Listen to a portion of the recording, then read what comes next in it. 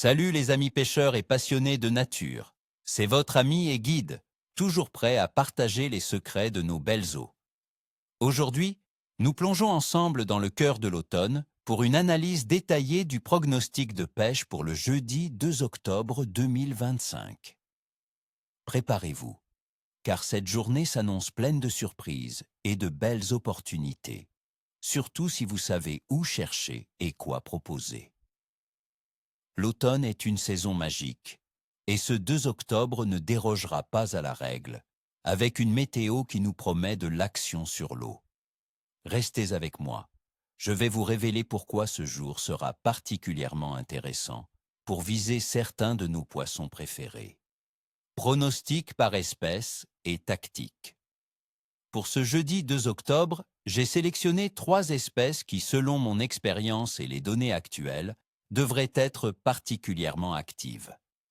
Commençons par le roi incontesté de l'automne, le brochet. Avec des températures de l'eau qui commencent à baisser, les brochets se montrent plus gourmands et moins méfiants. Où chercher? Cherchez-les près des structures immergées comme les herbiers denses, les bois morts ou les rochers. Ils aiment les zones où ils peuvent embusquer leur proie. Les bordures et les entrées de baies peu profondes, où le soleil peut encore réchauffer l'eau en milieu de journée, sont aussi des postes de choix. Sur quoi pêcher?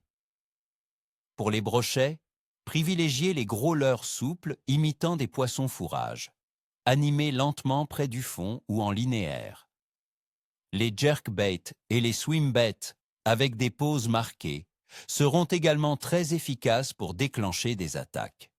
N'oubliez pas un bon bas de ligne en acier ou en fluorocarbone épais. La récupération lente et coupée de nombreuses relâches est souvent la clé du succès. Ensuite, nos chers monsandres et perches. Ces carnassiers profitent aussi de la baisse des températures pour faire des réserves avant l'hiver. Où chercher? Les cendres se tiennent souvent sur les cassures, les zones de transition entre peu profond et profond, ou les zones avec un fond dur. Les perches, plus grégaires, peuvent être trouvées en bancs importants le long des digues, des pontons et des structures sous-marines. Sur quoi pêcher? Pour le cendre, le montage texan avec un shad ou un grub, pêché en vertical ou en linéaire lent sur le fond, fait des merveilles. Pour les perches, les petits leurres souples montés en drop shot ou sur une tête plombée légère, ainsi que les cuillères tournantes ou ondulantes, sont très prenants. La pêche en jigging près des bancs détectés au sondeur est une astuce qui paye souvent. Et pour les amateurs de sensations fortes et de stratégie, la carpes est à l'honneur. Où chercher? En cette période, les carpes peuvent être à différentes profondeurs. Si elles s'alimentent moins sur le fond, elles peuvent monter entre deux eaux. Les zones calmes de 3 à 5 mètres de profondeur, comme les berges des fleuves lents ou des grands plans d'eau, sont idéales. Sur quoi pêcher? La pêche aux zig-rig est la technique du moment.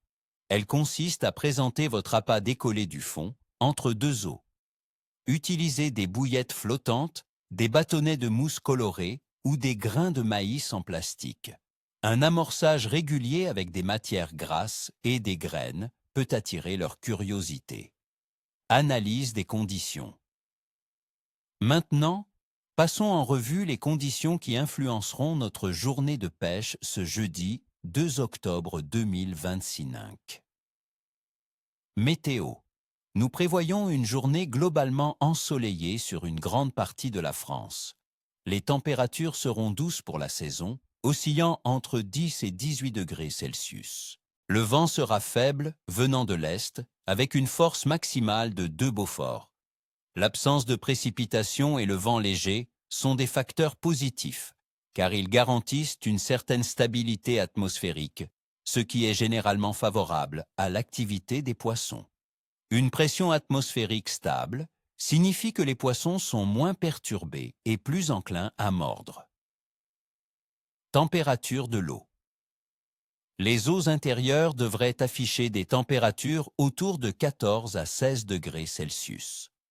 Cette légère baisse par rapport à l'été stimule l'activité des carnassiers qui cherchent à se nourrir activement pour faire des réserves avant l'hiver.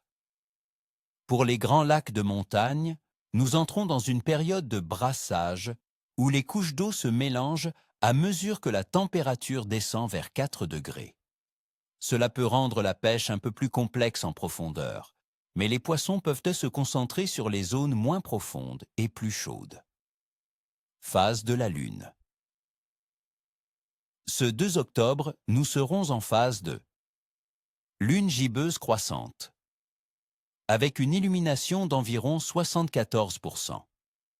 La lune sera montante.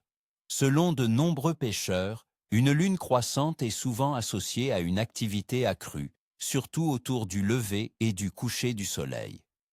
C'est une période où la marée, même en eau douce, peut subtilement influencer le comportement des poissons, les rendant plus opportunistes. Activité générale de la pêche. Globalement, l'activité des poissons sera bonne à excellente pour les carnassiers comme le brochet, le sandre et la perche. La carpe sera également active, en particulier avec les techniques adaptées comme le zig-rig. L'automne est une période de transition où les poissons s'adaptent aux nouvelles conditions et augmentent leur alimentation.